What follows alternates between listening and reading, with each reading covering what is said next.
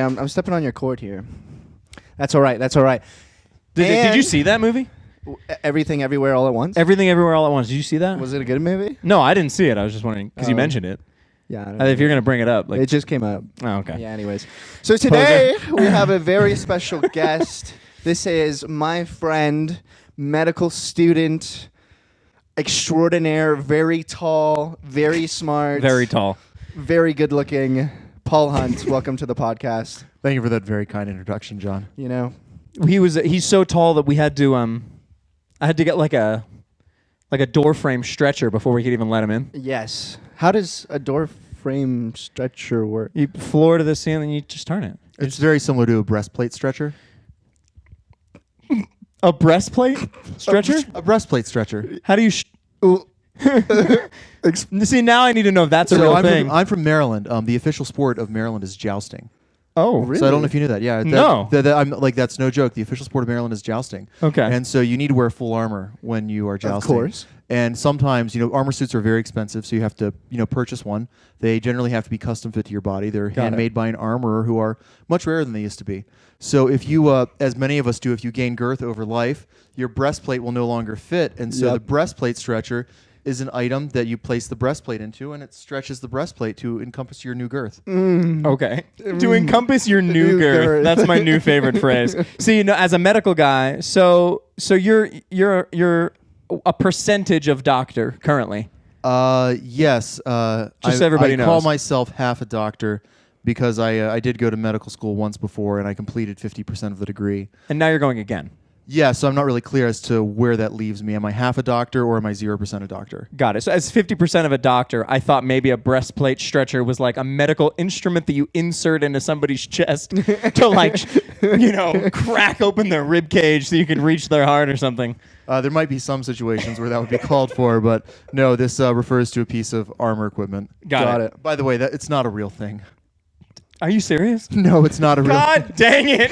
So have you ever seen Game of Thrones? He had such a story. He had a whole thing. Is jousting the official sport of Maryland? Yes, that part is true. Oh, okay. All right. And I am from Maryland. I don't know what to True. believe. But no, in Game of Thrones, there's the king, he's too fat for his armor, so he tells the squire to go grab the breastplate stretcher.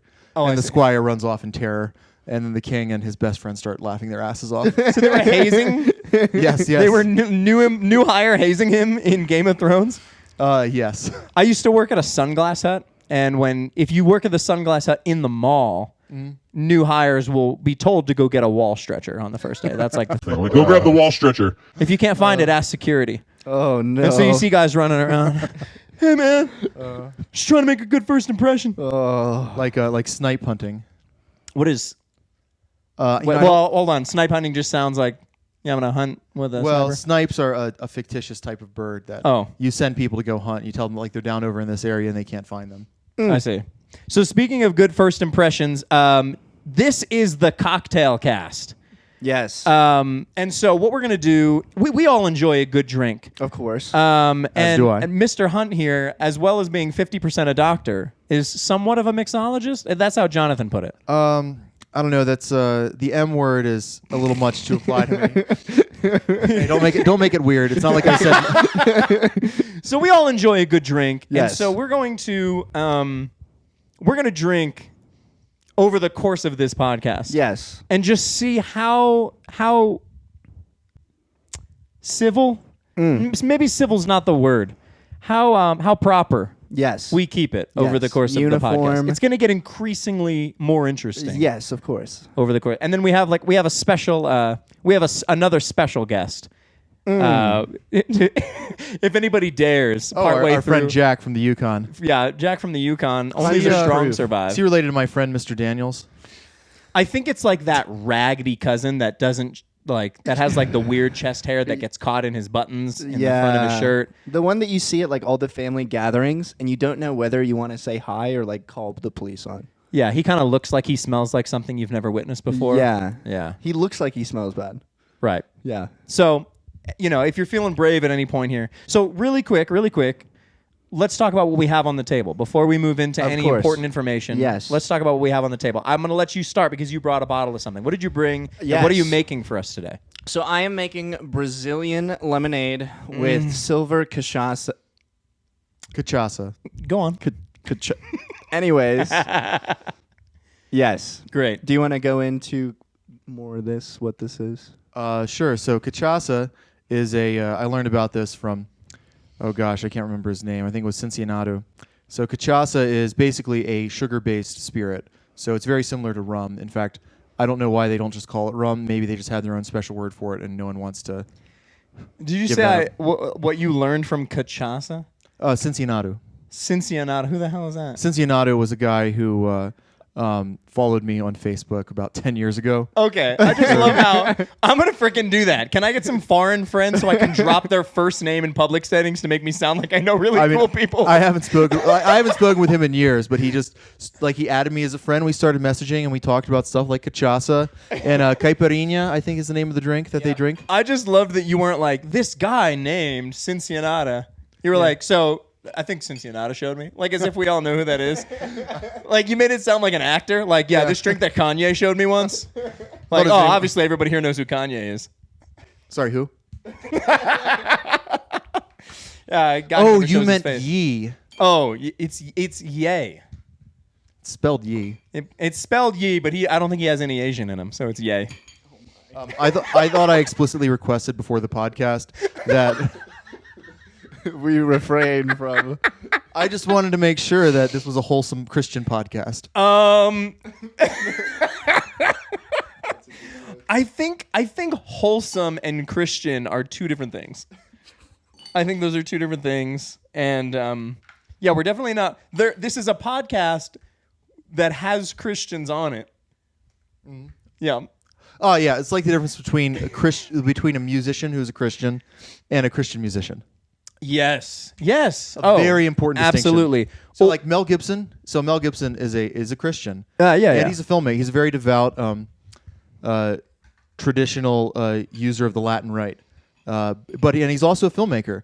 But he's not a Christian filmmaker. Like say, what's the guy who was in the Left Behind movies? Not Nicolas Cage. Not that one. Oh, I know what I know the guy you're talking about. He's in like every. Yeah, he was in that '90s TV show as a kid. What was it?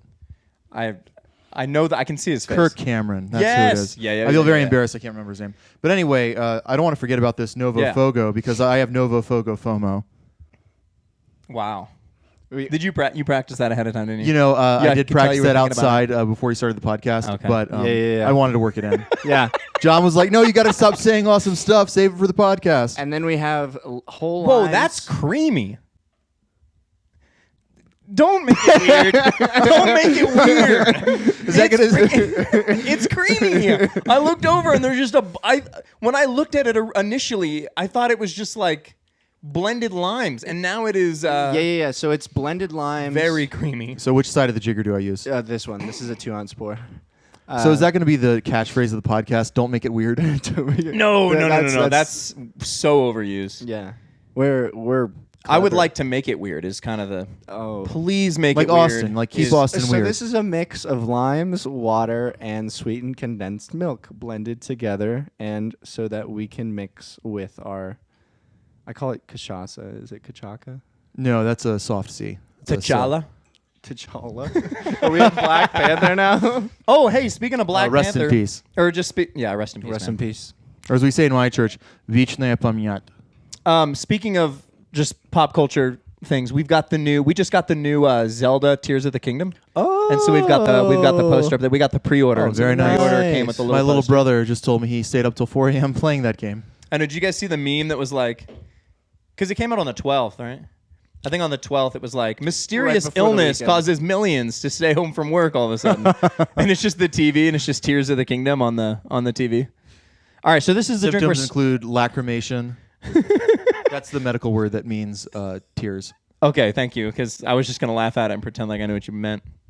Symptoms include throwing controllers across the room. So this is the drink we're starting with. This is Brazilian lemonade. Yes. It looks It's incredible. It's gonna be great. It looks like something. Do you notice the glass I'm using? Yeah. That's the glass I got you for your birthday. Yeah, this is the special glass where when I want to drink and have a cigar at the same time, I can do both. Ah, you are a fellow cigar aficionado. Absolutely. Por qué no los dos? My humidor is empty right now. But I need a spoon to mix these. you know, man, I saw. You should see John's brother's humidor. Very, very impressive. Which brother? Yes, Ben. Okay, we got to have him on then. We got to have him on and just talk cigars. So you're a cigar guy? I am a cigar guy. I don't say that I know. I don't know a whole lot, but I definitely do smoke the occasional celebratory cigar no more than once a month. Okay. That's for insurance purposes. Got it. Right. I was told by my insurance agent that is the level of cigar smoking which is considered equivalent to a non-smoker. Oh, okay. So I'm not lying on my stuff. That's good. I didn't Yes. know that there was a qualification. I usually just say, Yeah, so I don't think I so. was told that I could write in my Knights of Columbus Insurance application, I smoke the occasional celebratory cigar no more than once a month, which is about how often I hit it up. Is that the wording? Can we bring your brother back in as a lawyer to see if that's the official wording? Oh, I actually have a great phrase. This is what, since I did previously attend medical school, and once people find out, oh, you've been accepted to medical school, suddenly they ask you all sorts of questions. It's like, guys, I haven't even started school, and you're asking me questions. Like, I'm going to school to learn that. How do you expect me to know?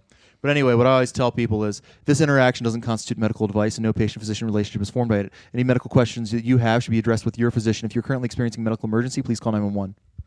I'm gonna put that at the end of the. I'm gonna put that at the end of the podcast, like as those commercials, and then it's like you should start taking Shalastifa if you're experiencing anal itching for more than 6 hours. And then at the end, it's like symptoms may include death, hallucinations, killing your family. And you're like, oh my gosh, I think I'll just scratch my butt. So we're gonna put your disclaimer at the end of the podcast. All right, mixed. I just want to try this. Sorry, my glass is so unstirrable.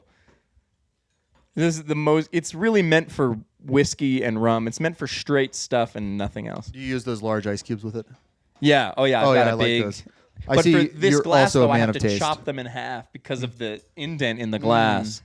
Oh, I see. Ben has one of these. It's the cigar. Yeah. right. It's Yes. sold by a company called Corksicle. All right, here we go. Brazilian Ladies and lemonade. gentlemen. First drink of the cast. That probably sounded like ass. Here we go. That's very nice. Oh my.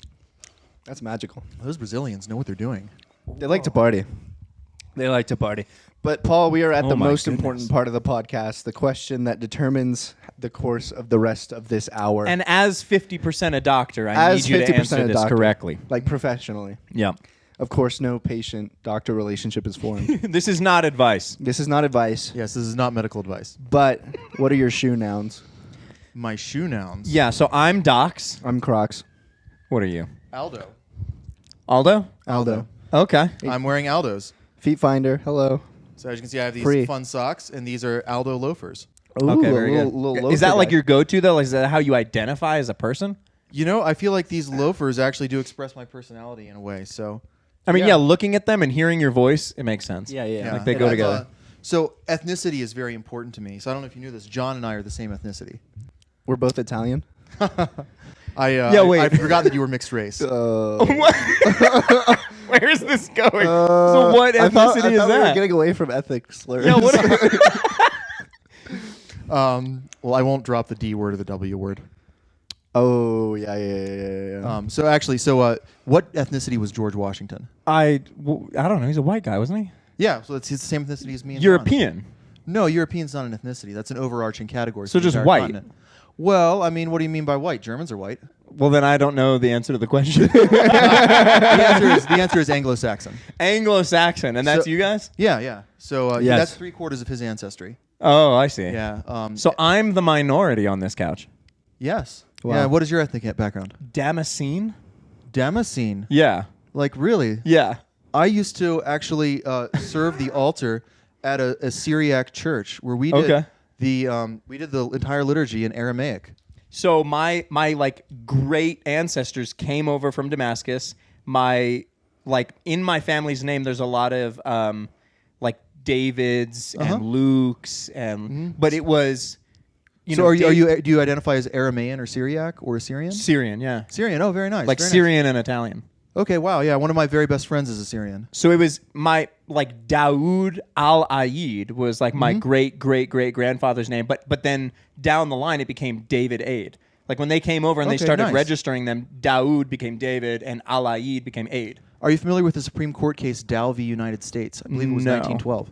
That is the American court case which legally ruled that Syrians are white. Wow. Before 1965, immigration to the United States was restricted to free white persons of good character. And I see. There were boundary cases where they were wondering what exactly counted as white. And so beginning in 1890, we started to get more immigration from North Africa, Western Asia, the Middle East.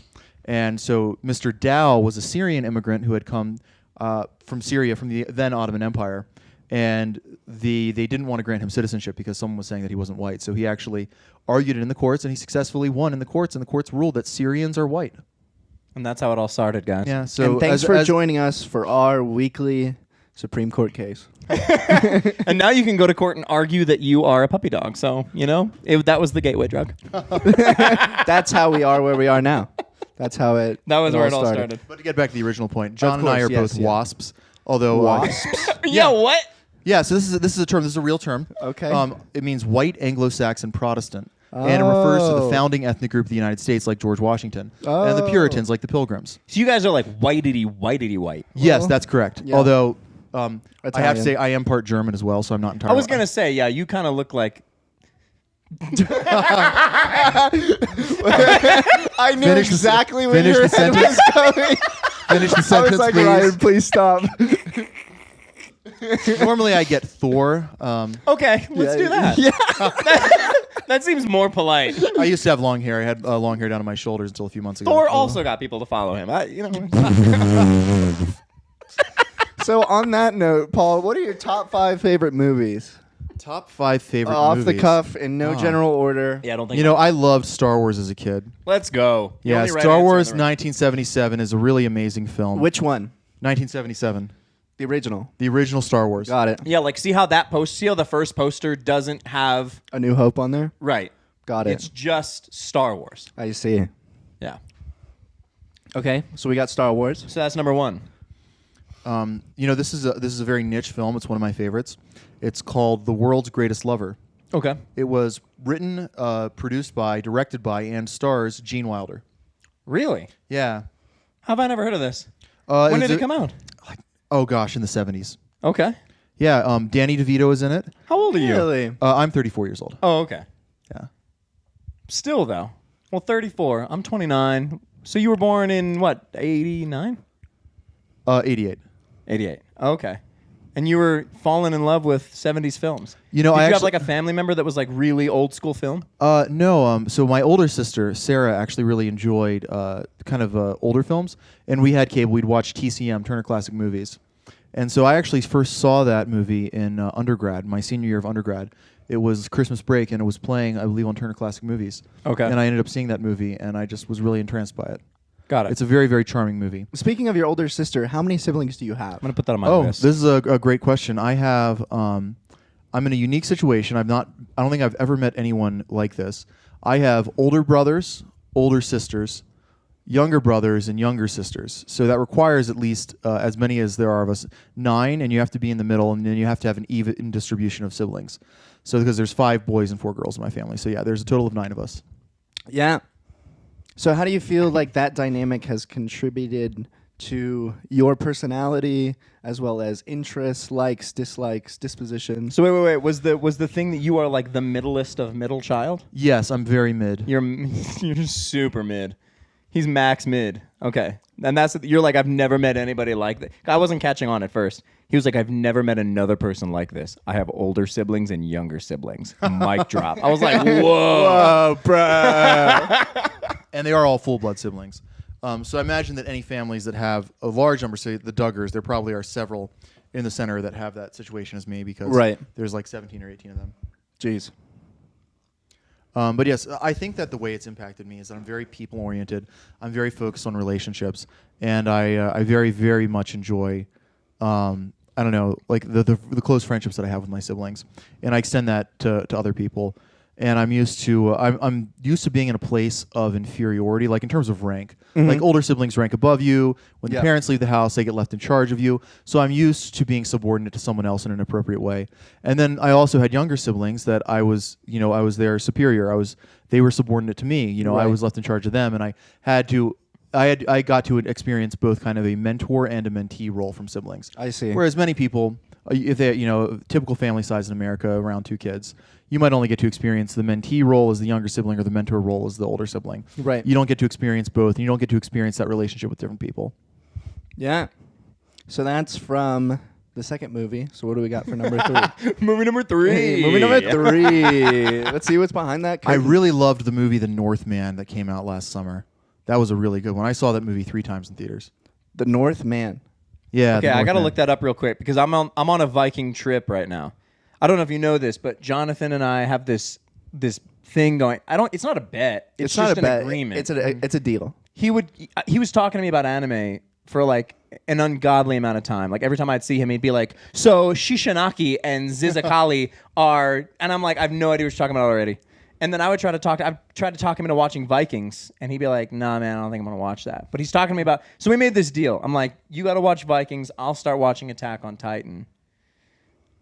So is being a weeb genetic? Okay. So, story on that. I'm sorry. Wait, I promised I wouldn't drop the W word. No, it's all right. It's all right. The weeb. There's those slurs we There's talked those ethnic about. slurs. Here we go. So growing up in Virginia, I remember Naruto would come on right as we were about to go to bed, and we had to convince our mom in order for us to stay up just a little bit so that we could see the new Naruto episode like every week. Because she didn't want you guys to grow up to be weebs. Exactly. Yeah. So we would take our shower and then we would go into Daniel's bedroom. He had like his own bedroom with his own TV in his room. Where Ben What a and privilege being the oldest sibling. Oh my gosh, it was ridiculous. Cameron and Dustin were moved out at this point. At this point, yeah. And so we would sit in Daniel's bedroom and we would just weeb it up with Naruto. And then as I got, I think middle school, I started to branch off into my own weebiness. Mm-hmm. And Go on. Don't mind me. Don't mind me. I have a confession to make at the end of your statement. okay, all right. And like in middle school, I started watching Full Metal Alchemist Brotherhood, which I think is a fantastic like gateway drug into anime. I think you get a lot of the things you like about anime in that show, and there's a lot of good character development. The songs, the fight scenes are really cool, blah, blah, blah, blah. Mm-hmm. And then as I got into high school, there was kind of bits and pieces where I would watch this, a little bit of that. But now is like where I fully embrace my weeb. Mm-hmm. And so now I can talk to... Ben pretty much has watched all the shows that I'm watching currently. So I think Ben has really explored his weebiness. Mm-hmm. And then I would agree with that. Yeah, being good yeah. friends with him. And then Daniel is married and has a kid. And so those responsibilities kind of take priority over. They impact his ability to How be many a weeb. times do you think we could throw the W word around before we get demonetized? all the furries and they're gonna stop listening and all the. So the Northman. So huge Viking trip. So somebody told me I need to watch that after I'm finished with Vikings. Yeah, very, very good. And then so I own like a Berserker axe. Like that's how into it I very am. nice. That's so cool. we made the deal. So here's what happened. So my wife and I are watching Attack on Titan. Yes. All day today. You're watching it all day today? No, listen. No. Okay, No. sorry, We're sorry, recording this on Mother's Day. Yes. Don't worry. My wife gave me permission. So I went like, I'm making like, we took the camera out and I'm like, filming her and our baby. But the whole day, whatever we're doing, we're walking around going, oh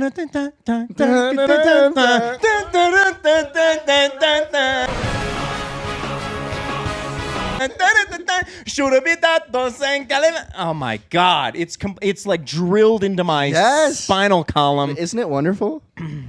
But I'm disappointed because you've still only watched how many episodes of Vikings? Did you watch any last night? I swear. Are you still on episode 2? I finished episode 2. And we're on like episode 12? Okay, listen, wait. Attack on wait. Titan.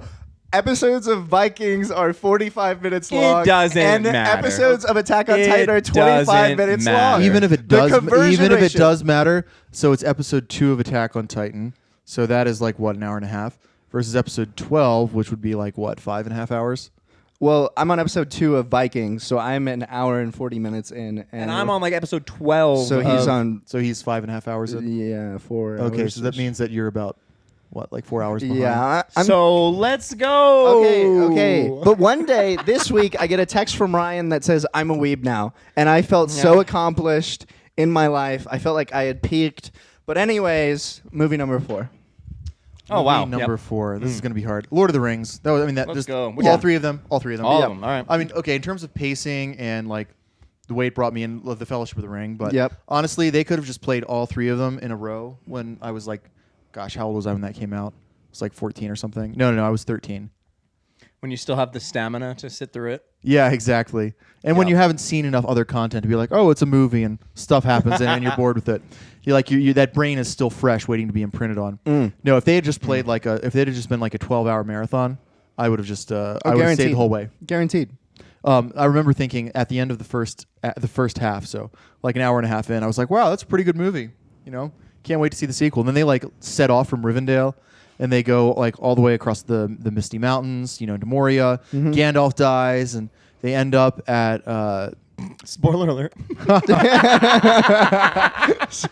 hey, Snape kills Dumbledore. Yeah, right. Wait, really? All right, go on. Oh yeah, so they end up at Emun Meal, where the Fellowship breaks, and then I'm like, What? How is this movie over? It's over already? it's because I've been sitting in the theater for like 3.5 hours at this of point, course. including trailers and so forth. And I was just like, if they'd put two towers on right after that, I would have stayed Return of the King the whole night. It's a very masterful trilogy. They do. It's They do it's a so pity many they things. just let Jackson do whatever the heck he wanted with The Hobbit. Yeah. Wait, so speaking of, we were talking about like being young and talking about like just the amount of information, like your brain. You said a specific phrase. Imprint. Yeah. Like things like imprinted on your mind. And so this is something that I've been thinking about this week. I haven't talked to anybody about it.